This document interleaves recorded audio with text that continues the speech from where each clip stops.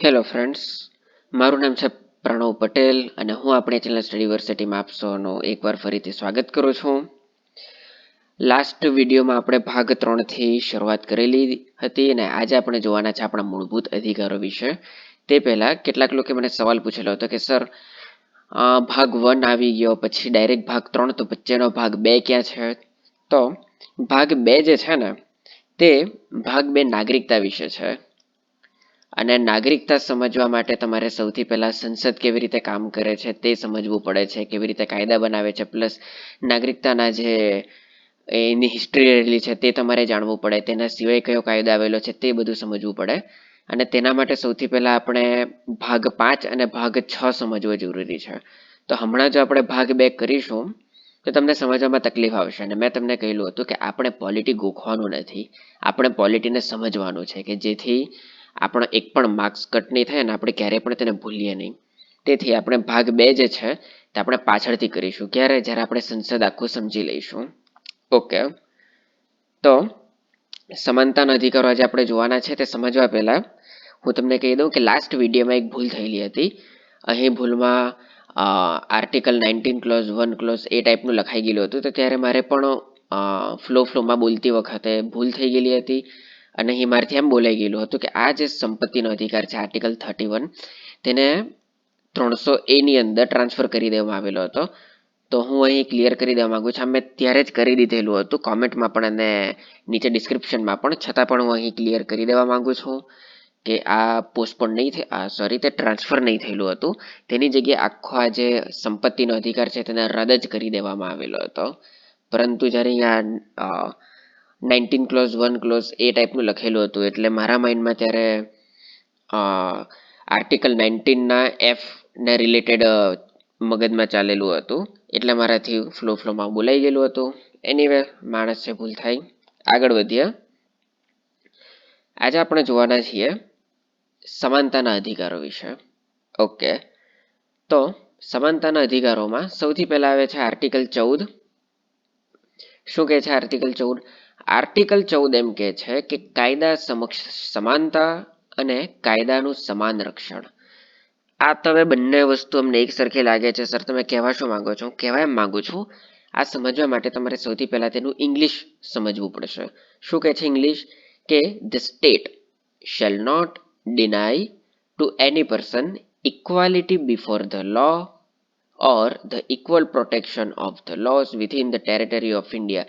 અને આપણે આ દરેક શબ્દ સમજી ચૂકેલા છે આપણા લાસ્ટ લેક્ચરમાં. જો તમે આપણું લાસ્ટ લેક્ચર નહીં જોયું હોય તો તમે જોઈ શકો છો આની આગળનું, જેમાં આપણે અહીં સ્ટેટની પરિભાષા પણ આપણે સમજી ચૂકેલા હતા, જે આર્ટિકલ 12માં બતાવેલું છે.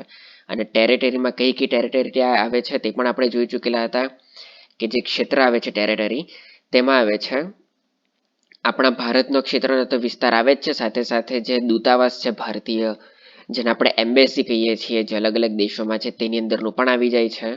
ઓકે, તો હવે આપણે આ શબ્દોને સમજીએ, શું કહેવા માંગે છે આ શબ્દો. તો આ જે બે શબ્દો છે ને, કાયદા સમક્ષ સમાનતા અને કાયદાનું સમાન રક્ષણ, એ બંને કંઈક અલગ છે. કેવી રીતે અલગ છે? તો આ બંને અલગ અલગ દેશોમાં ચાલે છે. કેવા દેશોમાં? તો આ જે ઇક્વાલિટી બિફોર ધ લો છે ને, આ કાયદા સમક્ષ સમાનતા, આનો કન્સેપ્ટ આપણે લીધો છે બ્રિટનમાંથી. અને કાયદાનું સમાન રક્ષણ, આ જે કન્સેપ્ટ જે આપણે લીધો છે તે આપણે લીધો છે USA માંથી. બંનેમાં ફરક શું છે? તો આ જે છે કાયદા સમક્ષ સમાનતા, તેને આપણે એમ કહી શકીએ કે આ એક પ્રકારે નેગેટિવ વિચારધારા છે અને આ જે છે તે પોઝિટિવ છે. તેનો મતલબ એમ કે આ નેગેટિવ છે એટલે તે ખરાબ છે, અને પોઝિટિવ એટલે આ સારી છે. ના, એવું નથી. આપણે આગળ પણ જોઈ ચૂકેલા હતા કે જે નેગેટિવ છે તેને કેવી રીતનું એ દરેક વસ્તુને આપણે રજૂ કરવાની. તે જ રીતે આપણે કાયદાની વ્યાખ્યા જોયેલી હતી કે જેની વ્યાખ્યા નેગેટિવલી છે, કે કઈ વસ્તુ કાયદો નથી. તો અહીં આપણે એમ નહીં સમજવાનું કે આ નેગેટિવ વિચારધારા છે, તો એટલે કે આ કેવી રીતનું આ કોઈક નેગેટિવ એટલે ખરાબ જ હશે. તો શું કહેવા માંગે છે? તો આપણે એક એક્ઝામ્પલ લઈએ. કયું એક્ઝામ્પલ? તો યુએસએ એમ કહે છે કે કોઈ પણ વ્યક્તિ ગુનો કરે. સૌથી પહેલા એક કામ કરો, આપણે બ્રિટન જોઈ લઈએ તો તમારે યુએસ સમજવાનું ઘણું ઈઝી પડશે. બ્રિટન એમ કહે છે કે કાયદા સમક્ષ સમાનતા એટલે કે કાયદા સમક્ષ બધા જ લોકો સમાન છે, એટલે કે ફરક નથી પડતો. કોઈ પણ વ્યક્તિઓ ગુનો કરે, પછી ધારો કે બે વ્યક્તિઓ છે, અહીં માની લો આ બ્રિટન છે અને આ યુએસએ છે. ઓકે, તો બ્રિટન એમ કે છે કે બે લોકો છે, આ છે એ અને આ છે બી. હવે આ કોઈ પણ હોય, આ પુરુષ હોય, સ્ત્રી હોય, અમીર હોય, ગરીબ હોય, તમે 50 વર્ષના હોય, તમે 15 વર્ષના, કોઈ પણ હો, તમે જો કોઈ ગુનો કર્યો, જેમ કે તમે મર્ડર કર્યું, તમે રેપ કર્યું, કોઈ પણ પ્રકારનો તમે ગુનો કર્યો, એક જ સજા છે, કાયદા સમક્ષ તમામ લોકો સમાન છે. ઓકે, તો આ તો હવે ક્લિયર થઈ ગયું. બધી જગ્યાએ એવું જોઈએ? ના મિત્રો, બધી જગ્યાએ એવું નથી હોતું. તો કેવું હોય છે? યુએસએ કંઈક અલગ કહે છે. શું કહે છે યુએસએ એમ કંઈક કહે છે કે જે કોઈ રિઝનેબલ ડિસ્ક્રિમિનેશન હોય ને, ડિસ્ક્રિમિનેશન એટલે કે ભેદભાવ, અને રિઝનેબલ એટલે કે કોઈક યોગ્ય કે કંઈક યોગ્ય જે કોઈ ગ્રાઉન્ડ હોય, એટલે કે એમ સમજી લો કે એક ક્રાઇમ છે, જેમ કે મર્ડર. ઓકે, આપણે એ રીતે સમજીએ, જે આપણો કેસ જે ખૂબ જ વધારે ચગેલો હતો, દિલ્હી રેપ કેસ, તમને કદાચ યાદ જ હશે. ઓકે, નિર્ભયા રેપ એન્ડ હત્યા. ઓકે, તેમાં કેવું હતું, તેમાં જેટલા 4 આરોપીઓ હતા, તેમાંનો એક જે હતો તે બિલો 18 હતો, એટલે કે તે હજુ ટીનેજર કહેવાતો હતો, એટલે કે તે 18 વર્ષથી નીચેનો હતો, અને બાકીના જે 3 આરોપીઓ હતા તે 18 વર્ષની ઉપરના હતા. તો યુએસએના વિચારસરણી મુજબ તેમ કહેવા માંગે છે કે કોઈ એક અપરાધ જે છે તે બંને લોકો સાથે મળીને કરે, બે લોકો, બંનેની મિલીભગત, એમ સમજી લો, બંને એક જ પ્લાનમાં ઇન્વોલ્વ છે અને એક અપરાધ કર્યું. પણ ફરક એટલો છે, એક જે વ્યક્તિ છે તે એડલ્ટ છે અને બીજો એક વ્યક્તિ છે તે ટીનેજ છે. તો બંનેને અલગ અલગ સજા થશે. આને જે સજા થશે તે ક્રિમિનલ સીઆરપીસી પ્રમાણે થશે. ઓકે, અને આને જે એક સજા થશે ટીનેજરને, તેને જુવિનાઇલ પ્રમાણે થશે. ઓકે, એટલે એક જે છે તે ઇન્ડિયન પિનલ કોડ કે પછી ક્રિમિનલ તેના લો માટેની સજા થશે, અને એકને થશે જુવિનાઇલ પ્રમાણેની સજા. ઓકે, તો કેવી રીતે, આ શા માટે આવું? એવું એટલા માટે કે યુએસએ કંઈક એમ કહે છે કે આ જે એક વ્યક્તિ છે એડલ્ટ, તે પૂરેપૂરી રીતે એડલ્ટ છે, તેને ખબર છે કે તે શું કરી રહ્યો છે. જ્યારે ટીનેજ છે, તેને ઇઝીલી આપણે તોડી શકીએ, તેને ભડકાવી શકીએ, તેને આપણે ખોટા રસ્તા પર પણ ચડાવી શકીએ. જેમ કે ધારો કે તમારી ઉંમર 25 વર્ષની છે અને તમારી પાસે કંઈ ખાવા માટે નથી, પણ તમને ખબર છે કે ખાવા માટે જો હું કોઈનું મર્ડર કરું, હું કોઈનું ચોરી કરું, તે ખોટું છે. શા માટે?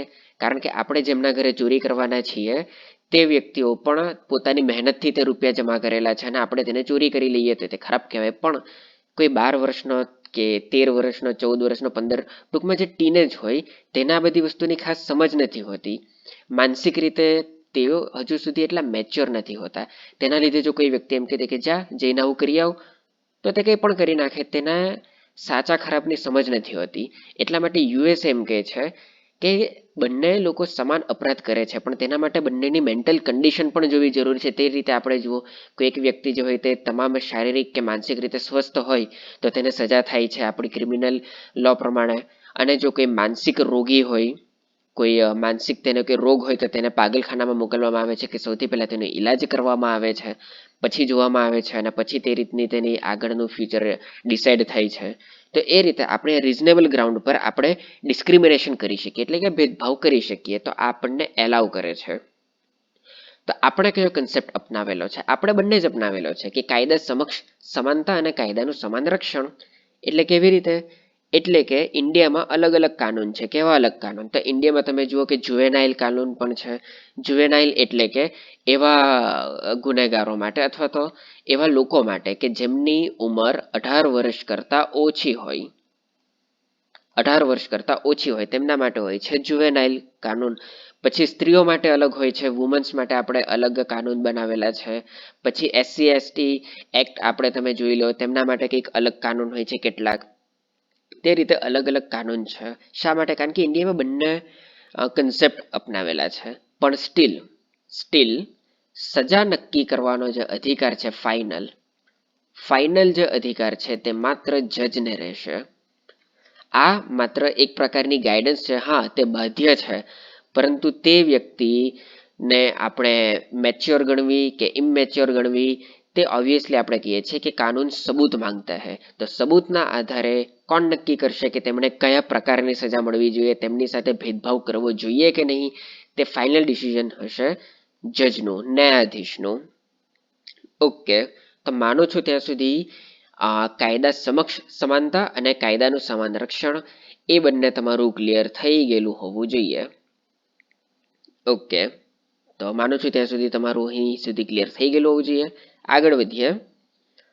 તો શું આ જે છે આર્ટિકલ 14 તે બધાને જ લાગુ પડે છે? શું બધા જ લોકો આની અંદર આવી જાય છે? એવું નથી. આર્ટિકલ 14માં કેટલાક અપવાદ છે. એનો મતલબ શું? એનો મતલબ એમ કે કેટલાક લોકો એવા હશે, કેટલાક હોદ્દાવાળા એવા હશે કે જેમને આર્ટિકલ 14 અંતર્ગત તેઓ નથી આવતા, તેમના માટે કેટલાક સ્પેશિયલ પ્રાવધાનો છે. તો કોણ કોણ આવે છે? તો સૌથી પહેલા આવે છે આપણા રાષ્ટ્રપતિ. કોણ આવે છે? રાષ્ટ્રપતિ. એટલે કે તેમના પોતાના કાર્યકાળ દરમિયાન આપણે તેમના પર કોઈ પણ પ્રકારની દીવાની કે ફોજદારી, શું દીવાની અથવા તો ફોજદારી કાર્યવાહી નહીં કરી શકીએ. શા માટે? કારણ કે રાષ્ટ્રપતિ હોવાના પણ પોતાના ફાયદા છે. રાષ્ટ્રપતિ બન્યા છે તો કંઈક તો આપણને બેનિફિટ મળે. કોઈ પણ ગુનો કરો, દીવાની કરો, ફોજદારી કરો, કોઈ કાર્યવાહી નહીં થાય. સર, આ તો બહુ જબરદસ્ત છે. જરા અમને ખાલી એટલું કહી દો, રાષ્ટ્રપતિનું ઇલેક્શન ક્યારે છે? અમારે બહુ બધા લોકો છે જે લોકોના બદલા લેવાના છે. એવું નથી. કેમ નથી? કારણ કે આ જે પ્રાવધાન છે ને આર્ટિકલ 14માં, જે રાષ્ટ્રપતિ કે પછી આગળ આપણે જેટલા પણ લોકોને જોઈશું અપવાદ, તેમના પર લાગુ નથી. પણ ક્યાં સુધી, તે પણ ઇમ્પોર્ટન્ટ છે. તો જ્યાં સુધી રાષ્ટ્રપતિ પોતાના પદ પર છે, જેમ કે યુઝ્યુઅલી 5 વર્ષ સુધી, તો 5 વર્ષ સુધી કોઈ પણ કાર્યવાહી નહીં થાય. પણ એકના એક દિવસે તો અંત આવશે ને. એકના એક દિવસે તો તમે રાષ્ટ્રપતિ હટી જશો, ત્યારે તમે તમારી કાર્યવાહી થઈ શકશે. તો શા માટે જેટલા પણ વ્યક્તિઓ છે જેને આપણે હાલમાં હમણાં ફરીથી રાષ્ટ્રપતિ બાદ પણ હમણાં આપણે ચર્ચા કરીશું, તેમને આમાંથી મુક્તિ આપવામાં આવી છે. સૌથી પહેલા રાષ્ટ્રપતિની વાત કરીએ તો રાષ્ટ્રપતિ જે છે તે દેશનો સર્વોચ્ચ હોદ્દો છે. તે કોઈ પણ આપણે નાયક મૂવીમાં ડાયલોગ આવે છે ને, અમરેશ પુરી બોલે છે કે હું એક સીએમ છું. સીએમ કોઈ રાસ્તે ચલતા કોઈ બેવડા નહીં હોતા कि आप जब चाहो तब पुलिस की वैन में बिठा कर आपने उसे लॉकअप में डाल दिया. આ એક પદ છે, કોઈ વ્યક્તિ નથી. આ એક પદ છે. એક પદનું નામ છે રાષ્ટ્રપતિ, કોઈ વ્યક્તિનું નામ નથી. અને આ પદ પર જ્યાં સુધી કોઈ વ્યક્તિ રહેશે તેની ગરિમા જળવાઈ રહેવી જોઈએ. શા માટે? કારણ કે તમે વિચાર કરો, ધારો કે આપણા દેશના રાષ્ટ્રપતિને આપણે કોઈ દીવાની કે ફોજદારી કાર્યવાહી માટે જો આપણે તેને ગિરફ્તાર કરી લીધા, તો આખા વિશ્વમાં આપણા ભારતની છબી શું બને?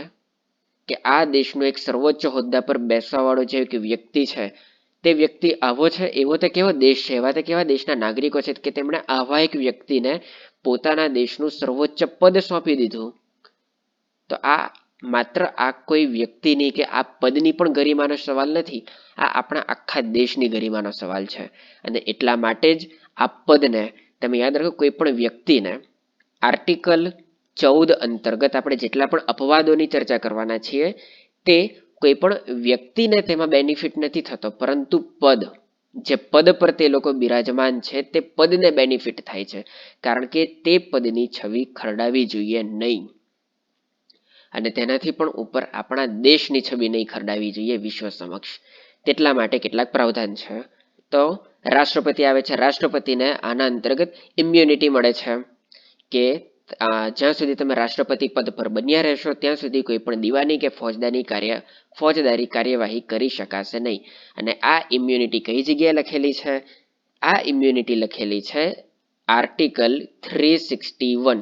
આ તમારે, હું તમને આ વિડીયોમાં જેટલા પણ આર્ટિકલ કરાવીશ, જો તમે ક્લાસ 3 કે સુપર ક્લાસ 3 ની તૈયારી કરતા હોય કે ગૌણ સેવાની તૈયારી કરતા હોય તો તમારે આ આર્ટિકલ યાદ રાખવાના છે. અને જો તમે ક્લાસ 1-2 ની તૈયારી કરતા હોય કે યુપીએસસી ની તૈયારી કરતા હોય તો તમારે આર્ટિકલ યાદ રાખવાની જરૂર નથી. જો તમારા નસીબ બહુ જ ખરાબ હોય, ખૂબ જ ખરાબ હોય, તો કદાચ એકાદ માર્ક્સનો સવાલ આવી જાય છે આર્ટિકલને લઈને. બાકી છેલ્લા ઘણા વર્ષોથી એટલીસ્ટ ક્લાસ 1-2માં તો કદાચ 2 કે 3 છેલ્લી એક્ઝામમાં એકાદ કોઈક સવાલ આવેલો હશે. અને યુપીએસસીમાં તો તે લોકો પૂછતા જ નથી આર્ટિકલ વિશે કોઈ પણ સવાલ. ઓકે,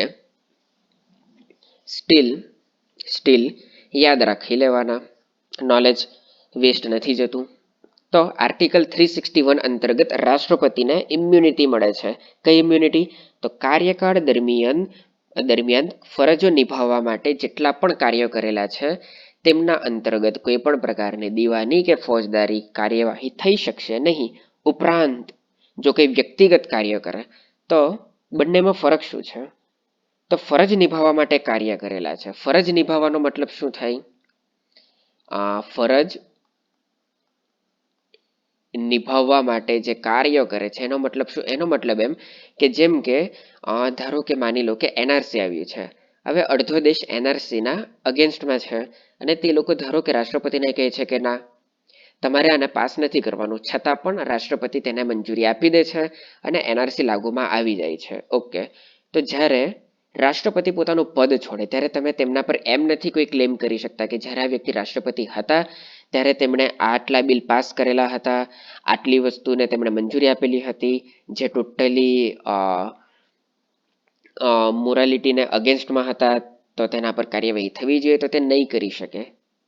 શા માટે? કારણ કે તેમણે કેટલાક કાર્યો કરવા પડે છે કે જે દેશના હિત માટે જરૂરી હોય. બની શકે કે તમને એમ લાગે કે આ દેશના હિત માટે યોગ્ય છે, નથી, તે બધી 2 નંબરની વાત છે. પરંતુ રાષ્ટ્રપતિ પોતાના પદ પર રહીને એઝ અ રાષ્ટ્રપતિ જેટલા પણ કામ કરે છે તેના માટે ક્યારેય પણ, આઈ રિપીટ, ક્યારેય પણ તેમના પર કોઈ ક્લેમ કરી શકતા નથી. ઓકે, તો કોઈ વ્યક્તિગત કામ કરે તો કોઈ ગુનો, કોઈ વ્યક્તિગત કાર્યો માટે, વ્યક્તિગત કાર્યો એટલે કે વ્યક્તિગત એટલે કે કોઈ રાષ્ટ્રપતિ પર ધારો કે હું આવી ગયો અને મારી પોતાની પર્સનલ દુશ્મની કાઢવા માટે હું કોઈની જમીન હડપી લઉં મારા પોતાની ઈચ્છા માટે, નહીં કોઈ રાષ્ટ્રહિતમાં માટે, પરંતુ મને પોતાને તે જમીન જોઈએ છે અને એઝ અ રાષ્ટ્રપતિ મેં તેનો બેનિફિટ ઉઠાવી લઉં અને કોઈની જમીન હત્યાવી લઉં, અથવા તો કોઈને સેક્સ્યુઅલી એબ્યુઝ કરું, હેરેસ્ટ કરું, અથવા તો કોઈ મોટો કોઈ સ્કેમ કરું કે ભ્રષ્ટાચાર કરું, અથવા તો કોઈ ખૂન કરું, કોઈ પણ હું વ્યક્તિગત મારા લાભ માટે કોઈ કામ કરું, ત્યારે પણ કાર્યકાળ દરમિયાન, શું કહે છે? કાર્યકાળ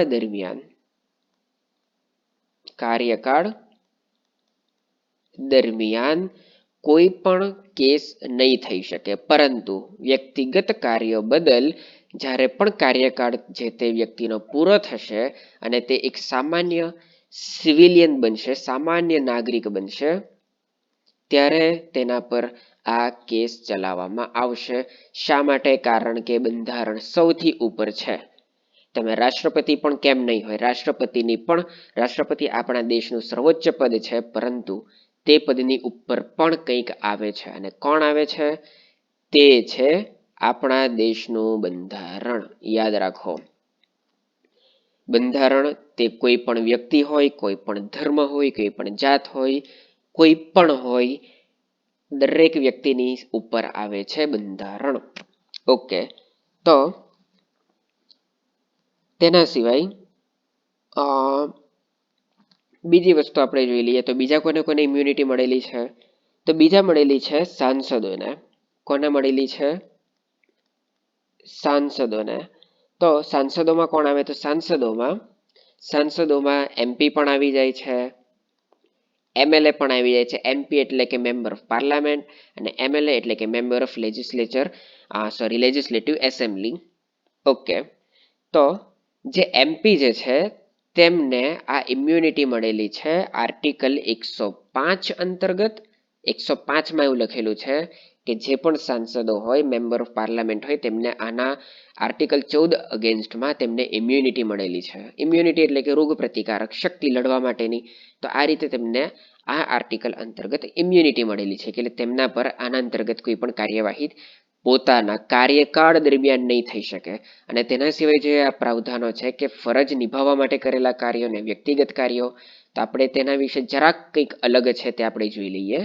અને MLA ને આ જે ઇમ્યુનિટી મળેલી છે તે મળેલી છે 194 અંતર્ગત. તો આમને કેવી રીતની મળેલી છે? તો તેમને મળેલી છે કે પોતાની ફરજ માટે જે પણ કામ કરે તેના અગેન્સ્ટમાં કોઈ પણ પ્રકારનું તેમના પર કાર્યવાહી થઈ શકે નહીં. પરંતુ જો કે વ્યક્તિગત કામ કરે, જો કે વ્યક્તિગત કોઈ ગુનો કરે, પછી ભલે તે MP હોય કે MLA હોય, તો સત્ર ચાલુ થવાનું હોય ને, તમને કદાચ ખબર હોય કે લોકસભા અને રાજ્યસભાના સત્ર ચાલુ થાય છે. બજેટ સત્ર જોઈએ આપણે, પછી શિયાળુ સત્ર જોઈએ, ચોમાસુ સત્ર જોઈએ. તો તેવા જે સત્ર ચાલે ત્યારે જ તેમની સૌથી વધારે પાર્લામેન્ટમાં જરૂર પડે. શા માટે જરૂર પડે? કારણ કે દેશ હિતમાં તેમને કાર્ય કરવાના હોય છે. જેટલા પણ કેટલાક ખરડા પેન્ડિંગમાં હોય તેમાં તેમનો વોટ જરૂરી છે. ઓકે, તો જો તે તેમાં હાજર નહીં રહી, તો જેટલા પણ લોકો હાજર છે, અને ખાસ કરીને જોઈ લો કે રૂલિંગ પાર્ટીના લોકો હાજર હોય તો તેઓ જ માત્ર વોટ આપે. અને જ્યારે આપણે જોઈશું ત્યારે તમને ખબર હશે, ત્યારે આપણે સમજીશું કે MP અને MLA એક વ્યક્તિના વોટ કેટલા કિંમતી છે તે કાયદાને બનતા બનાવવા માટે કે બનતા અટકાવવા માટે. તો કદાચ એવું બની શકે કે જે પણ રૂલિંગ પાર્ટી હોય, એટલે કે જે પાર્ટી સત્તામાં હોય તે સત્ર ચાલુ થવા પહેલા બની શકે કે જે વિરોધ પક્ષના જે નેતા હોય તેમને કોઈક ગુના માટે જેલમાં પૂરી દે કે જેથી તેઓ સત્ર એટેમ્પ નહીં કરી શકે. અને તેના લીધે માત્ર જે રૂલિંગ પક્ષના નેતા હોય તે જ હાજર હોય, તે જ વોટ આપે અને કાયદો પાસ થઈ જાય, એવું પણ બની શકે. અને કદાચ બની શકે કે તે કાયદો કે જે પણ તે ખરડો હોય, જે કાયદો બને, જે લો બનાવે, તે દેશ હિતમાં કે દેશના નાગરિકોના હિતમાં કદાચ યોગ્ય નહીં હોઈ શકે.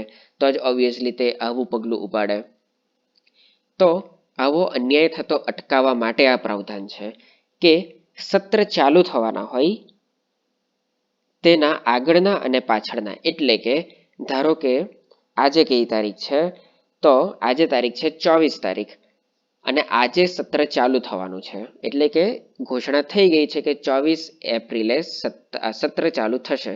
તો આ 24 એપ્રિલના આગળના 50 દિવસ અને તેની પાછળના 50 દિવસ ધરપકડ, કંઈ પણ મોટો ગુનો કર્યો હોય, ધરપકડ તમે નહીં કરી શકો. શું નહીં કરી શકો? ઓકે, તો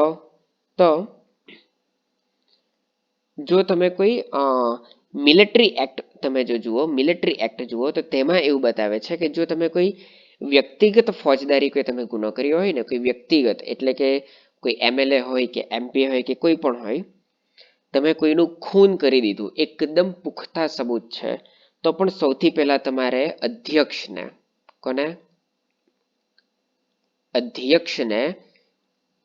સૂચન કરવું પડે છે. તમે સૌથી પહેલા અધ્યક્ષને રજૂ કરો કે જુઓ, અમારી પાસે આ પુખ્તા સબૂત છે, અમારી પાસે એવિડન્સ છે આ, કે જેના અંતર્ગત તે 100% ગિલ્ટી થાય છે, ત્યાર પછી જ તેની ધરપકડ થઈ શકે છે.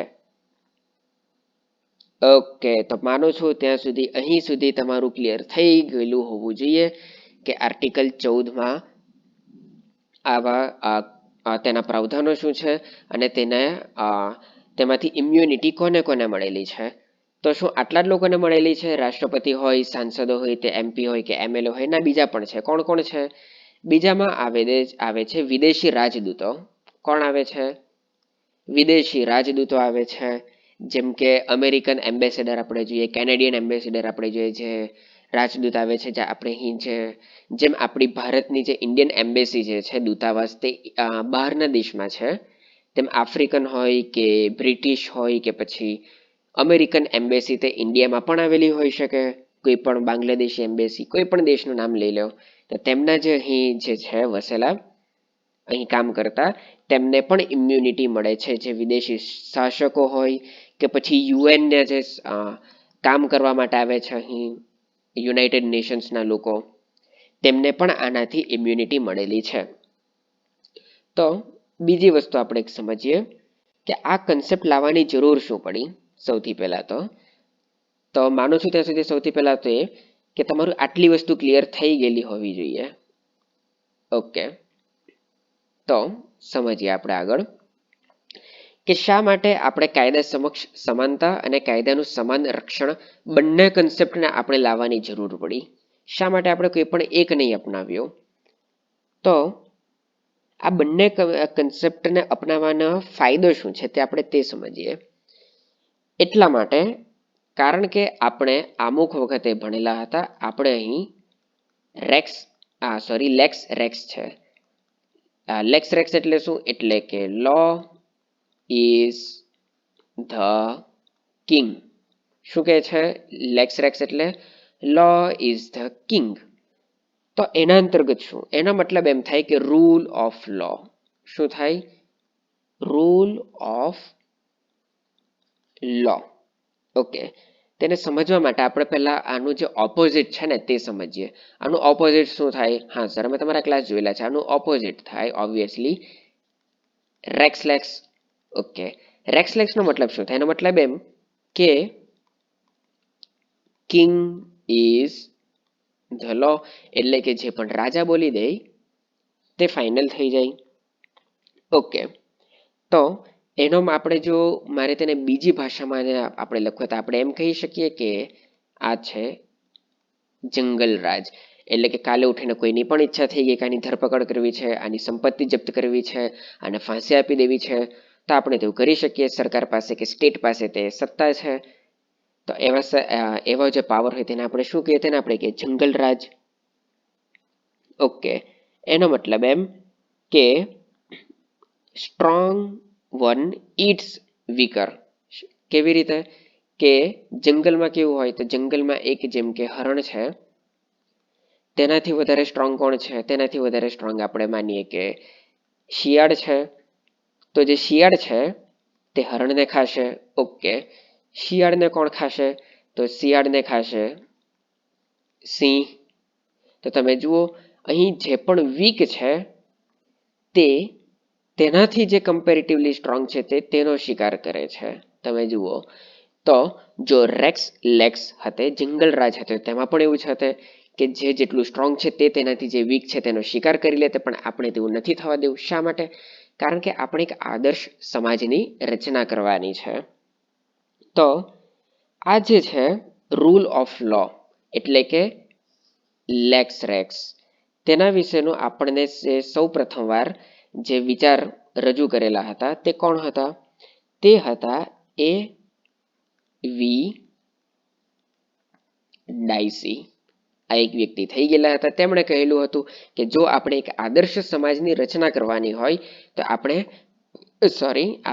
લેક્સ રેક્સ પ્રમાણે કામ કરવું જોઈએ. એટલે કે કોઈ પણ રાજા, કોઈ પણ વ્યક્તિ, કોઈ પણ સંગઠન તે સ્ટ્રોંગ નથી. સૌથી વધારે સ્ટ્રોંગ કોણ છે?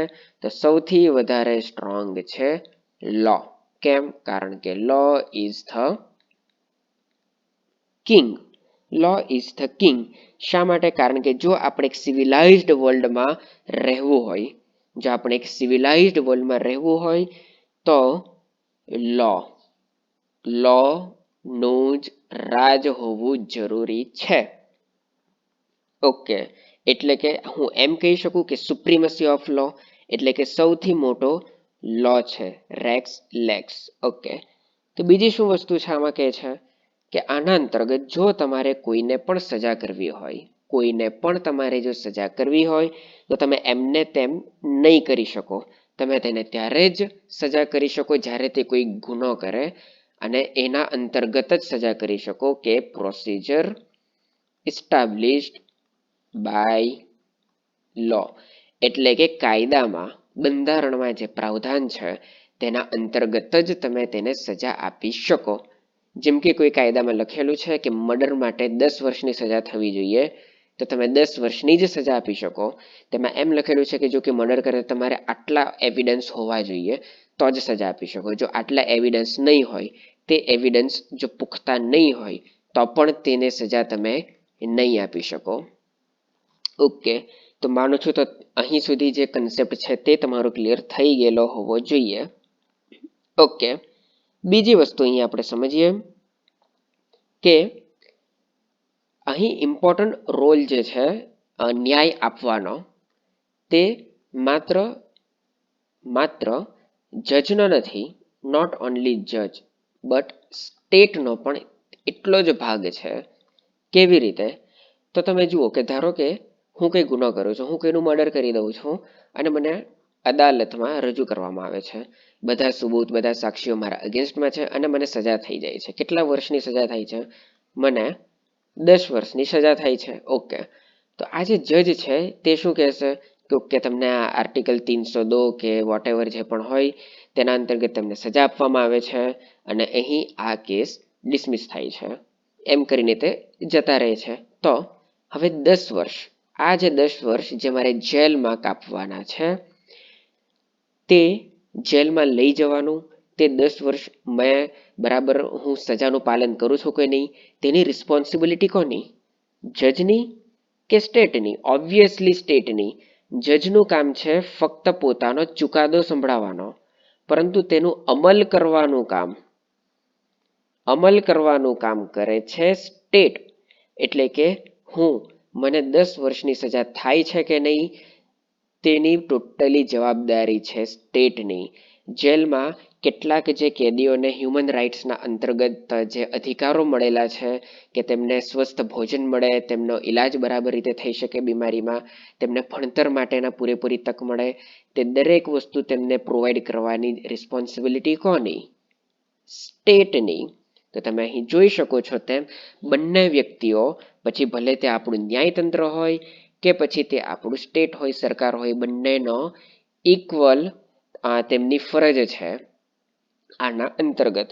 તો માનું છું ત્યાં સુધી તમારું આટલી વસ્તુ ક્લિયર થઈ ગયેલી હોવી જોઈએ. તો આર્ટિકલ 14 ક્યાં ક્યાં લાગુ થશે આપણે ફરીથી જોઈ લઈએ. તો તે માત્ર આપણી ટેરેટરીમાં જ લાગુ થશે.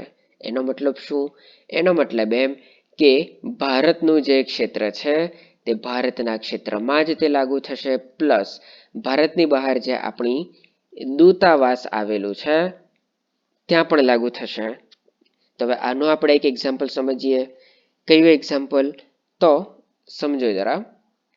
થોડાક ટાઈમ પહેલા એક ન્યૂઝ આવેલી હતી કે યુએસએમાં આપણી એક આઈએફએસ એટલે કે ઇન્ડિયન ફોરેન સર્વિસની, એટલે કે ઇન્ડિયન ફોરેન, જો તમે યુપીએસસી આપવાના હો તો તમને ખબર હશે યુપીએસસીમાં આવે છે આઈએએસ, આઈપીએસ, આઈએફએસ, આ બધા. તો ઇન્ડિયન ફોરેન સર્વિસની એક આપણા અધિકારી હતી જેનું નામ હતું દેવ્યાની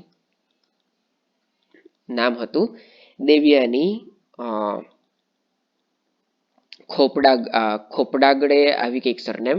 જો સરનેમ લેવામાં કંઈક મિસ્ટેક થઈ ગયેલી હોય તો તમે જોઈ લેજો, પરંતુ આઈ થિંક આવી જ સરનેમ હતી. તો શું થયેલું હતું તે મેઇન સમજો. એમાં એવું થયેલું હતું કે કંઈક ત્યાં ક્રાઇમ થયો અને યુએસએના લો પ્રમાણે ત્યાંની જે પણ આને ઇન્વેસ્ટિગેશન કરતી હતી, પોલીસ હોય, એફબીઆઈ, કંઈ પણ હોય, તે માત્ર ઇન્વેસ્ટિગેશન માટે આ દેવ્યાનીજીને પોતાની ત્યાં કસ્ટડીમાં લઈ ગયા, માત્ર પૂછવા માટે. તેટલામાં જ ત્યાં ખૂબ જ મોટો ધડાકો થઈ ગયો. ધડાકો એટલે એવો નહીં, બ્લાસ્ટ થઈ ગયું. મતલબ એમ કે આ જે છે ન્યૂઝ ખૂબ જ મોટી થઈ, બહુ મોટી ધમાલ થઈ ગઈ કે તમે એક વિદેશી સિટીઝનને, એક ભારતીય દૂતને, એક ઇન્ડિયન એમ્બેસેડરને જે ત્યાં કામ કરે છે ઇન્ડિયન એમ્બેસીમાં, ત્યાં તમે કેવી રીતે તેને કસ્ટડીમાં લઈ ગયા. શા માટે? કારણ કે આ એક ડિપ્લોમેટિક કેટલાક ઇમ્યુનિટી મળે છે. તો આપણે જોઈએ કે જે વિદેશી દૂતો હોય જેમને આપણે આપીએ છીએ, તો આપણા દૂતોને પણ વિદેશી લોકો આપતા હોય. તો આ કાયદા અંતર્ગત એમ પણ કહે છે કે જો તમે આ રીતે કોઈને પણ પકડો તો તે against the spirit of diplomatic immunity કહેવાશે. એટલે કે તમે જેમ કે આપણે જો આવું કરીએ તો તે આર્ટિકલ 14ના અગેન્સ્ટમાં હશે, પ્લસ જે આપણે અલગ અલગ દેશો સાથે જે આપણે સંધિ કરેલી છે, જે આપણે ડિપ્લોમેટિક રિલેશન્સ કરેલા છે, તેની પણ અગેન્સ્ટમાં હશે, તેની સ્પિરિટની અગેન્સ્ટમાં હશે. તો આપણે એવું નહીં કરી શકીએ અને ત્યારે તેમણે દેવયાનીજીને છોડવા પડેલા. આપણે બીજું એક્ઝામ્પલ જોઈએ તો તમે જુઓ ઇન્ડિયાની અંદર, ઇન્ડિયામાં જ આપણા ઇન્ડિયાની ટેરેટરીમાં એમ્બેસી છે. કઈ એમ્બેસી છે? તે છે સાઉદી અરેબિયાની. સાઉદી અરેબિયા આરબ દેશ છે, તેનો એક સદસ્ય છે, તેનો એક મેમ્બર, તેને રેપ કેસમાં તે ખૂબ જ ચર્ચામાં આવેલો હતો કે તેણે એક રેપ કરેલું છે. પણ જસ્ટ બીકોઝ તે એક સાઉદી અરેબિયાનો મેમ્બર હતો, તે ત્યાંનો નાગરિક છે અને તેની એમ્બેસીનો તે મેમ્બર હતો, આપણે તેના પર કોઈ પણ પ્રકારની કાર્યવાહી નહીં કરી શક્યા અને આપણે મેક્સિમમ શું કરી શકીએ? આપણે તેને ડિપોર્ટ કરી શકીએ. એટલે કે આપણે તેને ફરીથી તેના દેશમાં મોકલી શકીએ.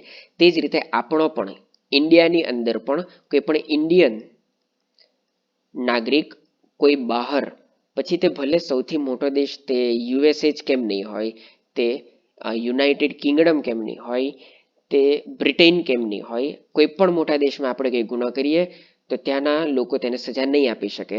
તે લોકો આપણને એવિડન્સ આપે છે અને તે લોકો મેક્સિમમ આ નાગરિકને, તે જે કોઈ પણ દેશનો નાગરિક હોય તે દેશમાં તેને ડિપોર્ટ કરે છે અને ન્યાય આપવાનું કામ અને તેના પર કાર્યવાહી કરવાનું કામ જે તે દેશ કરે છે. એટલે કે ધારો કે આપણે અહીં સજા છે રેપ કેસમાં, ધારો કે આપણે અહીં એવી સજા કરવામાં આવે કે તેને ઉંમરકેદની સજા અથવા તો 14 વર્ષની સજા છે. ઓકે. અને સાઉદી અરેબિયામાં ધારો કે રેપ કેસ માટે છેક ફાંસીની સજા આપી દેવામાં આવે છે. હવે આ મેમ્બરે ગુનો કર્યો છે ઇન્ડિયામાં, પણ આપણે તેને સજા નથી આપી શકતા. આપણે માત્ર તેને ડિપોર્ટ કરીને સાઉદી અરેબિયામાં મોકલી દીધા. તો સાઉદી અરેબિયા વાળા એમ નહીં કહી શકીએ કે ઓકે, મારા નાગરિકે ઇન્ડિયામાં ગુનો કરેલો છે અને જે ગુનો કરેલો છે તેની ઇન્ડિયામાં 14 વર્ષની સજા છે, તો અમે તમને 14 વર્ષની સજા આપીએ છીએ, એવું નહીં. પણ સાઉદી અરેબિયામાં આ જે તે ગુના માટે ધારો કે ફાંસીની સજા છે, તો તેઓ તેટલા એવિડન્સ પ્રમાણે તેને ડાયરેક્ટ ફાંસીની સજા આપશે. તો આની અંદર ઘણીવાર ન્યાય પણ મળે છે, ઘણીવાર ન્યાય નથી મળતો, અથવા તો એવું પણ બને છે કે જે ન્યાય આપણે એક્સપેક્ટ કરીએ છીએ તેવો નથી મળતો. પરંતુ end of the day eventually જે છે તે આ જ છે. આપણે પણ એક સોસાયટીમાં રહીએ છીએ, એટલે કે આપણો દેશ ઇન્ડિયા પણ એક સોસાયટીમાં રહે છે. આપણે દરેક દેશનો આપણને જરૂર પડે છે. આપણે ઇમ્પોર્ટ કરવાનું હોય, આપણે એક્સપોર્ટ કરવાનું હોય, જેથી આપણે એક ડિપ્લોમેટિક રિલેશન બનાવી રાખવું પડે, તે પણ જરૂરી છે. તો આપણે તેને આ કાયદાને આપણે ફોલો કરવો રહ્યો. તો બને હું માનું છું ત્યાં સુધી આર્ટિકલ 14 હવે તમારું ટોટલી ક્લિયર થઈ ગયેલું હોવું જોઈએ. આટલું ડિટેલમાં તમને કોઈ પણ બુક્સમાં નહીં કરાવતા હશે, તેની હું ગેરંટી સાથે કહું છું. તો આટલી વસ્તુ જો તમે સમજી ગયા તો આ આર્ટિકલમાં આની બહારનું તમને કોઈ પણ સવાલ નહીં પૂછાય અને તમને મેન્સમાં પૂછાય કે તમને ઇન્ટરવ્યુમાં પૂછાય, તમે બેઝિઝક તમે બોલી શકો છો. અને આટલું તમે સમજી જાઓ તો કોઈ પણ આવો કેસ આગળ પણ આવે જેમાં કહેવામાં આવે કે આણે કોઈ ગુનો કર્યો અને તેને ફરીથી ડિપોર્ટ કરવામાં આવે છે, તો તમે એ પણ સમજી જશો કે શા માટે ડિપોર્ટ કરવામાં આવે છે. આપણા દેશને શા માટે અધિકાર નથી તેને સજા આપવાનો, તો તે છે આર્ટિકલ 14. ઓકે. હવે આપણે જોઈએ આર્ટિકલ 15 શું કહે છે કે સરકાર અથવા કોઈ પણ નાગરિક એ માત્ર ધર્મ, રંગ, જાતિ, લિંગ, જન્મ સ્થળના આધારે ભેદભાવ નહીં કરી શકે. તો મારો તમને એક સવાલ છે. કયો સવાલ છે સર? મારો સવાલ એ છે, આમાં સૌથી ઇમ્પોર્ટન્ટ કી વર્ડ કયો છે? સૌથી ઇમ્પોર્ટન્ટ શબ્દ કયો છે? સર કેવી વાત કરો, તમે અમને એક શબ્દ કીધો ને, અમે તમને 5 શબ્દો બતાવીએ. ધર્મ, રંગ, જાતિ, લિંગ અને જન્મ સ્થળ. ના મિત્રો, એવું નથી. યાદ કરો થર્ડ લો ઓફ પોલિટી. શું કહે છે? હા સર, અમને યાદ છે. તે કહે છે કે લોમાં સમાનાર્થીને સ્થાન નથી. બિલકુલ. એટલે કે જ્યારે પણ તમને પોલિટીનો કોઈ સવાલ પૂછાય ત્યારે તમારે એક શબ્દ પર ધ્યાન આપવું પડે છે. આ મેં તમને ત્યારે પણ કહેલું હતું અને આજે પણ ફરીથી કહું છું. અહીં મેં પૂછ્યું છે કીવર્ડ. અહીં મેં બહુવચનમાં વાત નથી કરી, અહીં મેં કીવર્ડ શબ્દનો યુઝ નથી કર્યો.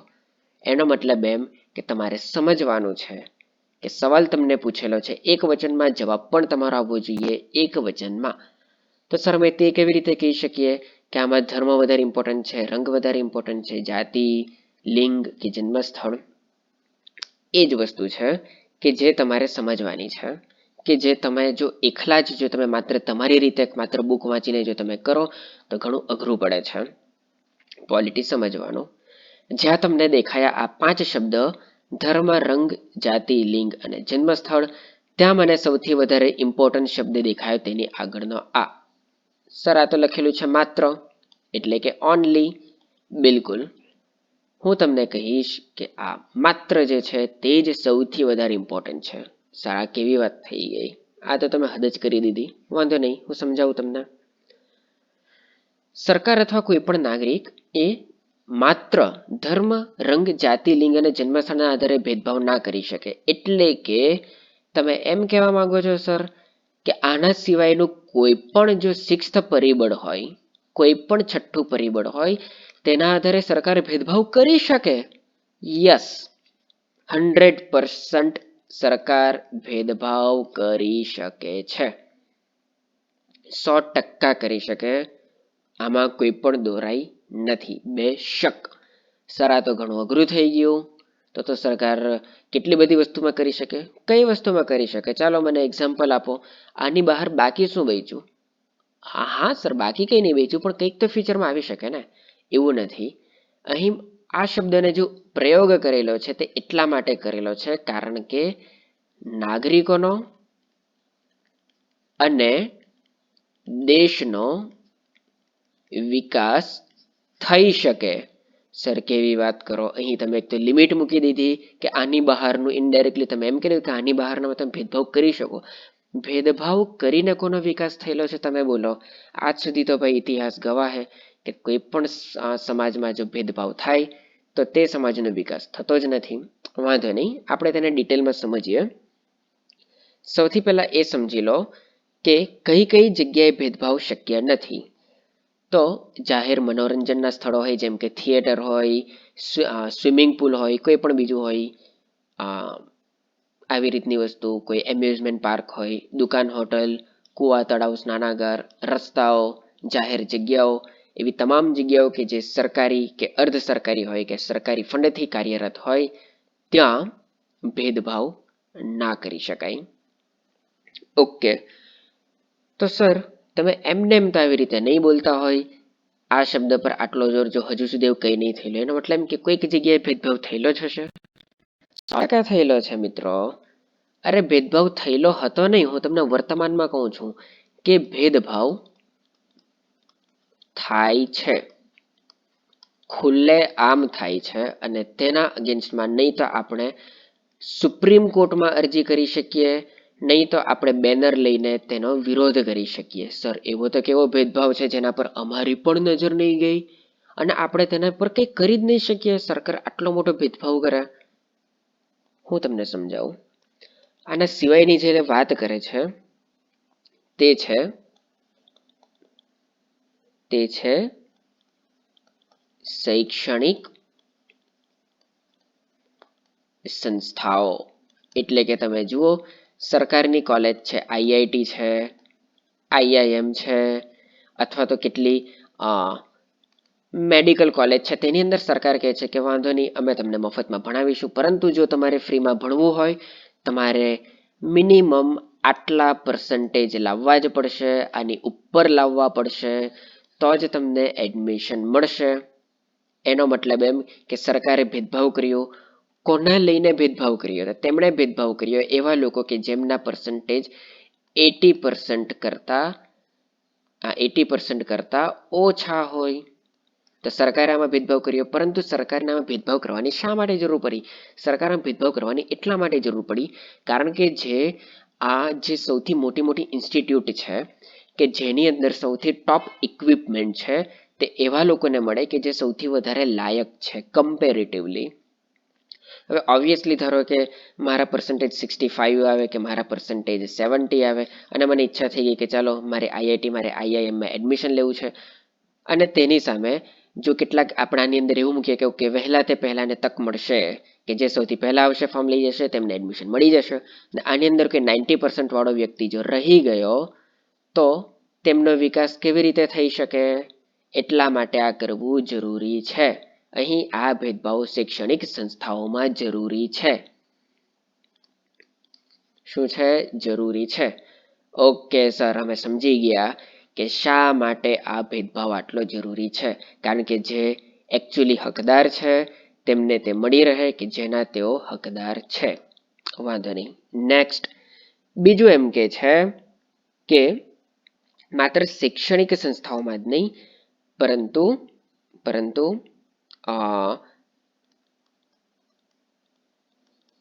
નોકરી હોય, સંસદ હોય કે વિધાનસભા હોય, એ દરેકમાં પણ જરૂરી છે. કેવી રીતે જરૂરી છે તે આપણે સમજીએ.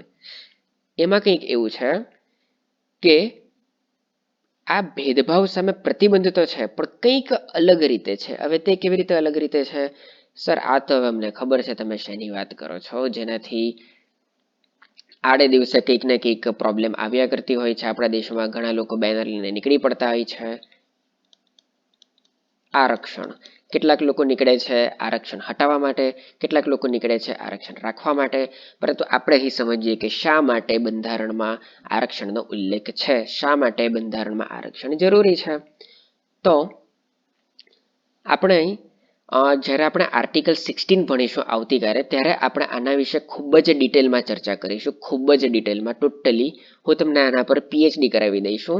પરંતુ હાલ પૂરતો તમે એટલું યાદ રાખો કે અહીં એમ કહે છે કે ભેદભાવ નહીં થઈ શકે. કોણ ભેદભાવ ના કરી શકે? સરકાર પણ નહીં કરી શકે અને કોઈ પણ નાગરિક પણ નહીં કરી શકે. અને જો કોઈ ભેદભાવ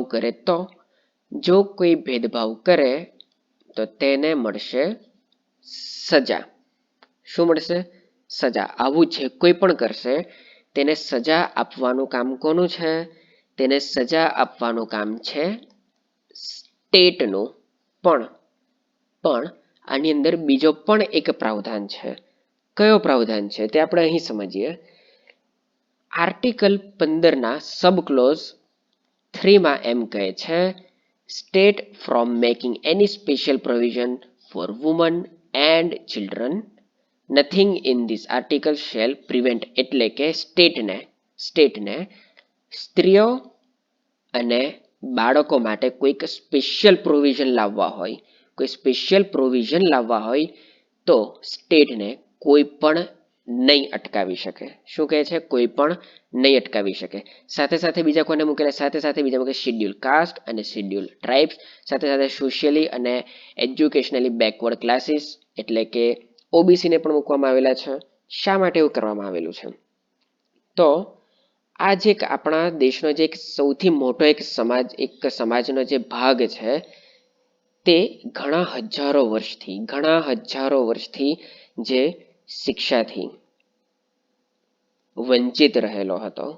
જો આપણે આવી રીતનું લાવી દઈએ તો એક સમાજ જે આટલા હજારો વર્ષથી આપણી મોટી સુખ સુવિધાઓ હોય કે માન સન્માન હોય, શિક્ષા હોય, તેનાથી જે વંચિત રહેલો છે તે આગળ પણ વંચિત રહે. તો અહીં સ્ટેટનું કામ માત્ર એટલું જ નથી કે જે ભેદભાવ કરે તેમને સજા આપો, પરંતુ આવા લોકોને, જે લોકો ઘણા પાછળ છૂટી ગયેલા છે આપણી પ્રગતિમાં, એવો એક સમાજ કે જે પાછળ છૂટી ગયેલો છે, તેને આગળ લાવવાનું કામ અહીં જે સમાજ છે કે જે સમાજ આટલો જે આગળ નીકળેલો છે, વિકસિત સમાજ, તો આને અહીં સુધી તેમની બરાબરીમાં લાવવાનું કામ પણ સ્ટેટનું છે. કોનું છે? સ્ટેટનું છે. ને એટલા માટે જ લખે છે કે જે લોકો પણ આવી રીતે પાછળ રહી ગયેલા છે, પછી ભલે તે SC હોય, તે પછી ભલે ST હોય, તે OBC હોય, તે મહિલા હોય કે પછી તે ચાઇલ્ડ હોય, તમામને સાથે લઈને જ આપણે વિકાસ કરી શકીએ. અને આના અંતર્ગત જ આપણે આઈ થિંક 1990માં, એક મિનિટ, હા 1919માં આપણે વીપી સિંહ એક હતા, તેમના અંડરમાં એક સમિતિની રચના કરેલી હતી સરકારે. શા માટે? કારણ કે જે સોશિયલી અને ઇકોનોમિકલી જે બેકવર્ડ ક્લાસ છે ને, જે સોશિયલી, સામાજિક અને શૈક્ષણિક રીતે જે બેકવર્ડ ક્લાસ છે, જેને આપણે SEBC કહીએ છીએ, તેમને પણ નોકરીમાં 27%નું રિઝર્વેશન આપવાનું, અનામત આપવાનું કામ કરેલું હતું. ઓકે, તો માનો છો ત્યાં સુધી, અહીં સુધી તમારું ક્લિયર થઈ ગયેલું હોવું જોઈએ. તો અહીં સુધી આપણે શું જોઈ લીધું? તો આર્ટિકલ 15 શું કહે છે કે તમે માત્ર, શું કહે છે, તે માત્ર ધર્મ, રંગ, જાતિ, લિંગ અને જન્મ સ્થળના આધારે ભેદભાવ નહીં કરી શકો, પરંતુ એના સિવાય તમે કરી શકો. તો તેના અંતર્ગત હવે તમે સમજી ગયેલા હશો કે જે સ્કોલરશિપ આપવામાં આવે છે, જે સ્કોલરશિપ આપવામાં આવે છે, શિષ્યવૃત્તિ આપણે જે કહીએ છીએ, તે પછી કેટલીક શૈક્ષણિક લાયકાત છે કે તમને આ જોબ જોઈતી હોય તો તમારે મિનિમમ બીએડ કરેલું હોવું જોઈએ, તમારે મિનિમમ એમએડ કરેલું હોવું જોઈએ, તમારે ડોક્ટરી ભણેલી હોવી જોઈએ. તો તે ક્યાં છે? તે છે આર્ટિકલ 15માં જ છે. એમ નહીં કહી શકો કે ભાઈ મને તો ડોક્ટરી આવડે છે, મારા જે ફાધર છે મેં આખી જિંદગી તેમને જોયા છે કે તે કેવી રીતે ઓપરેશન કરે છે, તે કેવી રીતે મહિલાઓની ડિલિવરી કરે છે, મને તે પણ આવડે છે, મારી પાસે ડિગ્રી નથી એટલું જ ને. એવું નહીં ચાલે. શા માટે નહીં ચાલે? કારણ કે તમારી પાસે ડિગ્રી હોવી જરૂરી છે, તમને ભલે આવડતું હોય કે નહીં આવડતું હોય. તમારે જો ભણાવવું હોય તો તમારે બીએડ કરેલું જ હોવું જોઈએ. તમારે પ્રમોશન જોઈતું હોય, આગળ વધારે ભણાવવું હોય તો તમારે એમએડ કરેલું જ હોવું જોઈએ. તો જ તમને સ્પેસિફિક કેટલીક જોબ મળે. પ્લસ કેટલીક ખાસ જગ્યામાં પૈસા આપવા જ પડે તો જ તમે જઈ શકો. જેમ કે પછી તે ભલે સરકારી ફંડથી જ કેમ નહીં ચાલતી હોય, પરંતુ તેને ચલાવવા માટે પણ મેન્ટેનન્સ જરૂરી છે. તેથી જો સરકાર એમ કહે કે ભાઈ આ અમારે સરકાર ચાલે છે અને તમારે જો અમારી સ્વિમિંગ પુલમાં તમારે જવું છે, તમારે 100 રૂપિયા આપવા પડશે, તો ત્યાં તમે મોરચો લઈને નહીં જઈ શકો કે ભાઈ હું ગરીબ છું, હું 100 રૂપિયા ક્યાંથી લાવું. આર્ટિકલ 15 જો આર્ટિકલ 15માં લખેલું છે કે ભાઈ ભેદભાવ નહીં થવો જોઈએ, તો ભેદભાવ કરે છે એવું નથી. કેટલાક કાનૂન છે, હા તમે ત્યાં એ રીતે ભેદભાવ નહીં કરી શકો જો તે સરકારી ફંડથી ચાલતું હોય તો, કે તમે આ પર્ટિક્યુલર ધર્મના છો, તમે આ પર્ટિક્યુલર જાતના છો, કે પછી તમે મહિલા છો એટલા માટે, તમારો રંગ આ છે એટલા માટે, તમે ગુજરાતના નથી, તમારું જન્મ સ્થળ કે બીજું છે તેટલા માટે તમે ભલે 100 રૂપિયા આપો, તમે 500 રૂપિયા જ કેમ નહીં આપો, પરંતુ તમને એન્ટ્રી નહીં મળશે. તો આ સરકાર આવું નહીં કરી શકે. જેટલી પણ ફી હોય તેટલી ફી તમે ભરો અને તમે જાઓ. તો સર અમારો બીજો એક સવાલ છે. કયો સવાલ છે? સવાલ એ છે, અમે ઘણી બધી જગ્યાએ ફરવા જઈએ, ઇવન અમે તાજમહેલ બી ફરવા ગયેલા હતા ઘણા ટાઈમ પહેલાં, આઈ થિંક 10 વર્ષ પહેલાં. ઓકે, ત્યારે આપણા ભારતીય નાગરિકો માટે જે તાજમહેલની ટિકિટ હતી તે હતી 500 રૂપિયા. ઓકે, અને જે વિદેશી લોકો હતા તેમના માટે ટિકિટ હતી 5000 રૂપિયા. આ તો સર ક્લિયરલી ભેદભાવ કહેવાય ને. આવું કેવી રીતે ચાલે? મિત્રો ધ્યાનથી જુઓ શું લખ્યું છે. અહીં લખ્યું છે નાગરિક. નાગરિકને અંગ્રેજીમાં શું કહેવાય? નાગરિકને કહેવાય સિવિલિયન. સિવિલિયન એટલે કે ભારતનો નાગરિક. અહીં એમ નથી લખ્યું કે વ્યક્તિ, અહીં વ્યક્તિ શબ્દનો ઉલ્લેખ નથી. તમે નાગરિકનો મતલબ નાગરિકનો મતલબ તમે વ્યક્તિ નહીં કરી શકો. શા માટે નહીં કરી શકો?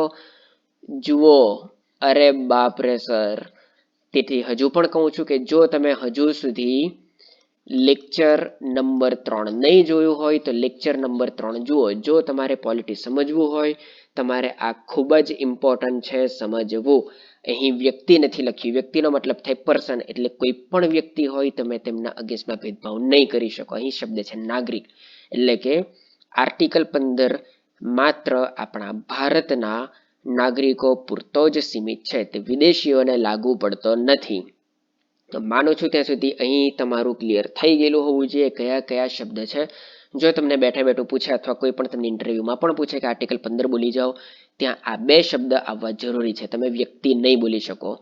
શા માટે? કારણ કે ત્યાં જે તમારું ઇન્ટરવ્યૂ લે છે તેમને આ દરેક વસ્તુ ખબર છે. તે તમારી આ જ બે સૌથી મોટી જે ભૂલ છે તેને તમારા પકડવા માટે બેસેલા છો.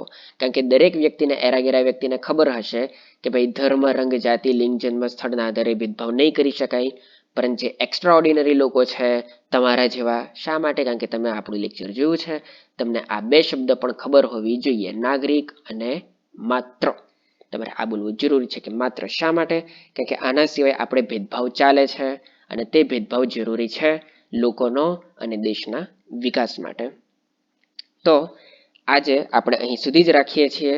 નેક્સ્ટ લેક્ચરમાં આપણે આગળ વધીશું. આપણે જોઈશું આર્ટિકલ 16, 17, 18. તો મળીએ છીએ આપણે આપણા નેક્સ્ટ લેક્ચરમાં. તમારે કોઈ પણ પ્રકારનું કન્ફ્યુઝન હોય, કોઈ પણ સવાલ હોય તો તમે તેને કોમેન્ટ સેક્શનમાં પૂછી શકો છો.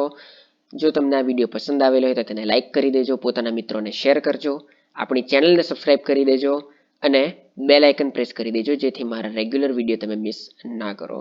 તો મળીએ છીએ આપણે આપણા નેક્સ્ટ લેક્ચરમાં. ત્યાં સુધી stay safe, keep learning. Thank you very much અને જય હિન્દ.